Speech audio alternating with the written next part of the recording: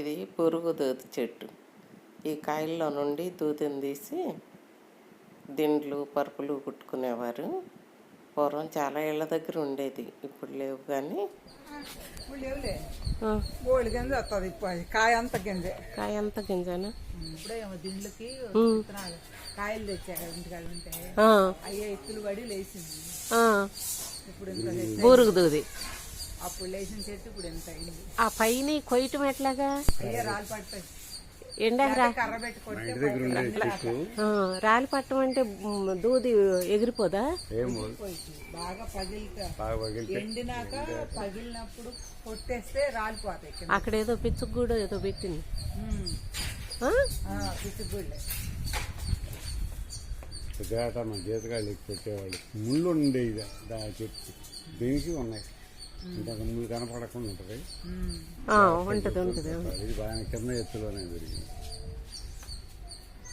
ఏంటి ఎత్తు తక్కువ? ఇది ఎత్తు తక్కువ ఏంటి? ఆకాశం పైకి వెళ్ళిపోయింది. ఇది చిన్నప్పుడు అక్కడ కట్ అయ్యి చిల్లొచ్చి చిల్లగా పెరిగింది. నిటారుగా పెరుగు. దీన్ని చిల్లగా కాకుండా బాదం చెట్టుకు వచ్చినట్టు సైడ్ కొమ్మలతో. ఇప్పుడు ఇది నువ్వేసింది అయితే మొక్క. బాదం కాయలు కూడా కాస్తుందా? బాదం కాయలు ఇంకా లేదులే. ఇది ఎన్ని సంవత్సరాల మొక్క?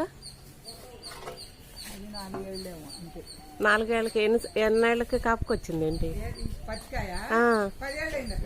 అబ్బో.